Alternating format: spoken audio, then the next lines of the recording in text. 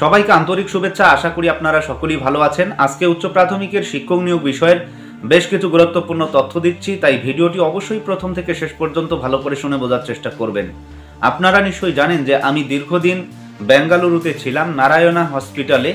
সেখান থেকে সবেমাত্র বাড়ি ফিরলাম এবং এই বাড়ি ফেরার পরেই আপনাদের সঙ্গে যুক্ত হওয়ার জন্য, আপনাদের সঙ্গে তথ্য শেয়ার করার জন্য আমি বেশ কিছু তথ্য সংগ্রহ করেছি।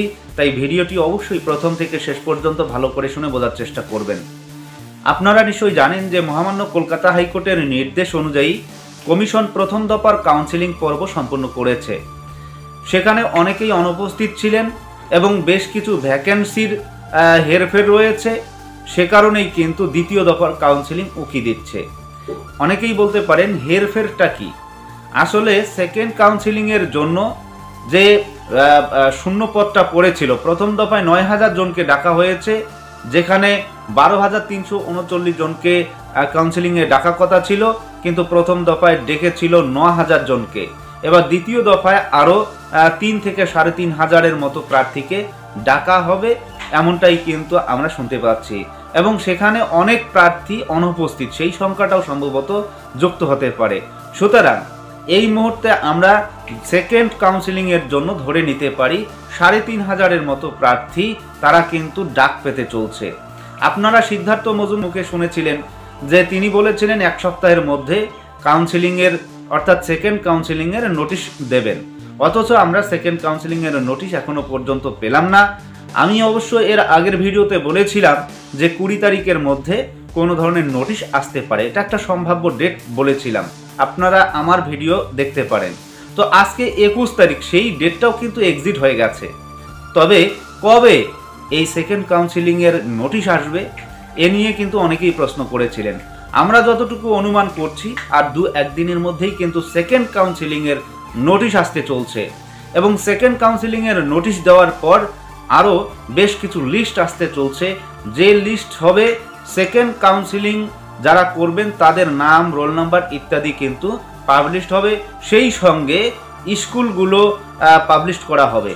কেন এত লেট হচ্ছে এ নিয়ে আমরা যখন জানতে চাই তখন আমাদের বলা হয়েছে যে যেহেতু স্কুলগুলো এই মুহূর্তে কোথায় কতটা শূন্যপদ রয়েছে এবং স্কুলের শূন্যপদ নিয়ে বিভিন্ন ধরনের ঝামেলা চলছে, সেগুলো মেটানোর চেষ্টা করছে।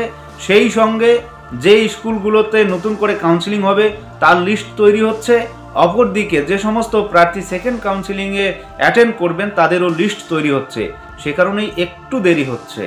এবার সেকেন্ড কাউন্সেলিং পর্ব মিটে গেলে তবেই কি রিকমেন্ডেশন দেওয়া হবে, এ নিয়েও কিন্তু প্রশ্ন চিহ্ন। আপনারা নিশ্চয়ই জানেন যে আগামী ৯ই জানুয়ারি ম্যাট 638-এর সব থেকে গুরুত্বপূর্ণ কি হতে চলছে, একটা হিয়ারিং হতে চলছে। তার উপর নির্ভর করবে কিন্তু শিক্ষক নিয়োগ প্রক্রিয়ার আগামী দিনের ভবিষ্যৎ। আপনারা নিশ্চয়ই জানেন যে সৌমেন সেন তিনি কিন্তু একটি কথা বলেছেন, যারা এই কাউন্সেলিং করছেন তারা নিজ দায়িত্বে করছেন।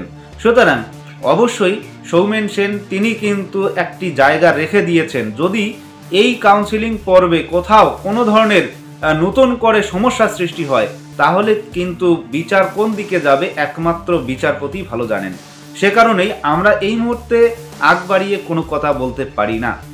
এবার প্রশ্নটা হচ্ছে যে সিট আপডেটের বিষয়টা ম্যাট 638-এর সঙ্গে জড়িত রয়েছে।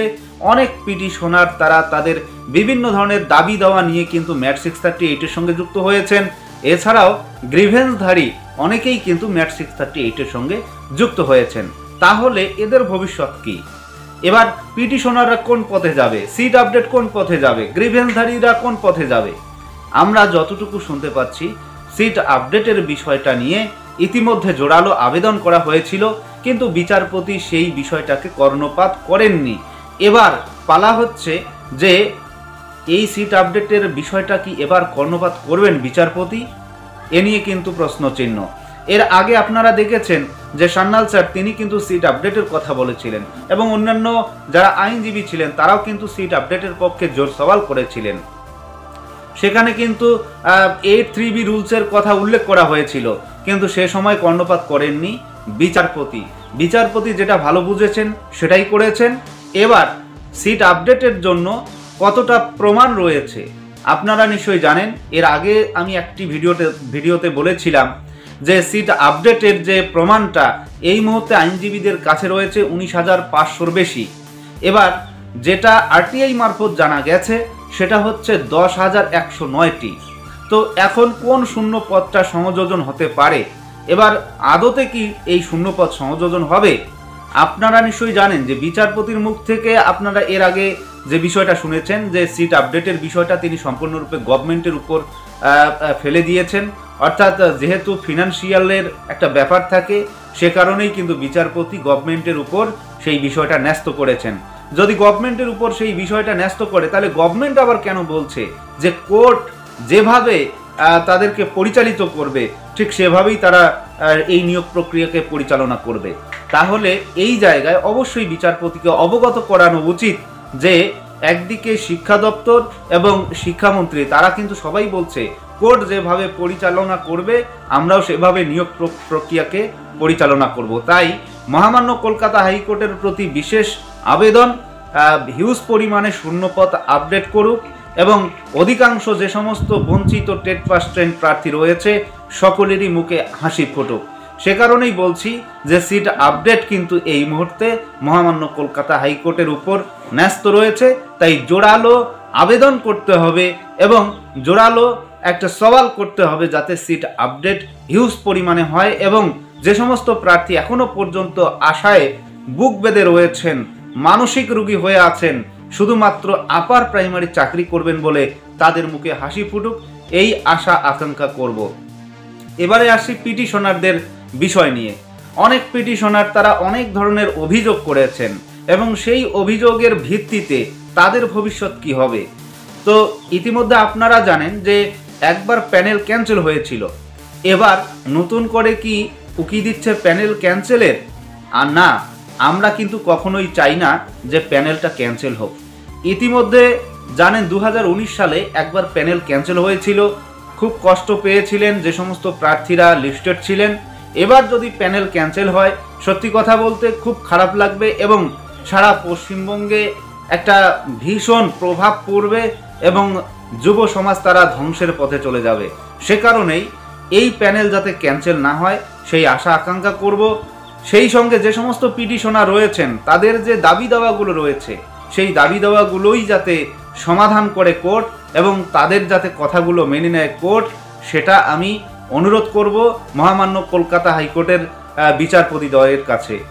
এবার বিষয়টা হচ্ছে গ্রিভেন্সধারী যারা রয়েছেন তারা কিন্তু বিভিন্ন ধরনের কজ দেখিয়ে তারা গ্রিভেন্স অর্থাৎ অভিযোগ দাখিল করেছিলেন কমিশনের কাছে। কমিশনও কিন্তু তাদের রিপ্লাই দিয়েছে। যে রিপ্লাইগুলো দেওয়া হয়েছে সেই রিপ্লাইয়ের অধিকাংশগুলো মনঃপূত নয়, এমনটাই কিন্তু অভিযোগ করছে গ্রিভেন্সধারীরা এবং গ্রিভেন্সধারীদের অনেককেই কিন্তু বঞ্চিত করা হয়েছে, লিস্ট থেকে তাদেরকে বাদ দেওয়া হয়েছে, তাদেরকে ইন্টারভিউয়ে ডাকা হয়নি। এই যে নানান ধরনের অভিযোগ এই মুহূর্তে কিন্তু আমরা শুনতে পাচ্ছি। তাই গ্রিভেন্সধারীদের যে চাওয়া পাওয়া তারা এমনিতেই গ্রিভেন্স করেনি, নিশ্চয়ই কোনো কারণ ছিল, না হলে কেউ এমনিতেই গ্রিভেন্স করবে না, অভিযোগ করবে না। সে কারণেই যারা গ্রিভেন্স দাখিল করেছেন প্রায় 18,000-এর মতো, তারপর আমরা পরবর্তীতে দেখলাম যেটা যে 18,000 থেকে কমে এলো 14,000 এবং 14,000 থেকে তার পরবর্তীতে আমরা যেটা দেখতে পেলাম প্রায় 10,000-এর মতো কিন্তু গ্রিভেন্সধারী সর্বমোটে এক্স্যাক্ট একটা সংখ্যা দাঁড়িয়েছে প্রায় 10,000-এর মতো গ্রিভেন্সধারী। তাহলে তাদের ভবিষ্যৎ কি হবে, তারা কি ভাবছেন এই মুহূর্তে, এ নিয়েও কিন্তু অবশ্যই আগামী দিনে জোর সওয়াল হবে মহামান্য কলকাতা হাইকোর্টে এবং তাদের বিষয়টাও কিন্তু দেখাতে হবে কমিশনকে। কমিশন কি তাদেরকে অভিযোগগুলো কিভাবে তাদের নিষ্পত্তি করেছে সেই বিষয়টাও কিন্তু পুঙ্খানুপুঙ্খভাবে বলতে হবে মহামান্য কলকাতা হাইকোর্টে। সে কারণেই গ্রিভেন্সধারীরা যারা রয়েছেন, পিটিশনার যারা রয়েছেন, তাদের বক্তব্য অবশ্যই শুনবেন মহামান্য কলকাতা হাইকোর্টের বিচারপতিদ্বয় এবং আপনাদের সেই অভিযোগগুলোকে অবশ্যই খতিয়ে দেখবেন। তবে অনেকেই বলছিলেন যে মহামান্য কলকাতা হাইকোর্টের বিচারপতি তিনি প্রথমের দিকে কাউন্সেলিংয়ের অর্ডার দিলেন, হয়তো এরপরে রিকমেন্ডেশনের অর্ডার দেবেন। তো বিষয়টা এমনটা নয়, কারণ বিচার ব্যবস্থা কোনো একটা নির্দিষ্ট পন্থায় চলে, সেখানে বিচার বিবেচনার যে ক্রাইটেরিয়াগুলো রয়েছে তার উপর নির্ভর করে বিচার বিবেচনা চলে। সুতরাং আমরা আশা করব যে মহামান্য কলকাতা হাইকোর্ট যাতে এই যে যাদেরকে কাউন্সিলিং করাচ্ছেন সেই সঙ্গে যাতে আরও সিট আপডেট করে যে সমস্ত প্রার্থী দীর্ঘদিন ধরে আন্দোলন অবস্থান বিক্ষোভ করে আসছেন, সেই সঙ্গে পিটিশনার হয়ে আছেন, গ্রিভেন্সধারী হয়ে আছেন, সকলকেই যাতে সূচকে দেখে একটা সঠিকভাবে রায় দেয় এবং অর্ডার দেয় এবং তাদের মুখে হাসি ফোটায়, এই আশা আকাঙ্ক্ষা আমরা করব। তো আজকের ভিডিও এ পর্যন্তই। যদি এরপরে কোনো ধরনের কোনো তথ্য ফুটে আসে অবশ্যই আপনাদের সঙ্গে শেয়ার করার চেষ্টা করব। তো সবাই ভালো থাকবেন, সুস্থ থাকবেন, ধন্যবাদ।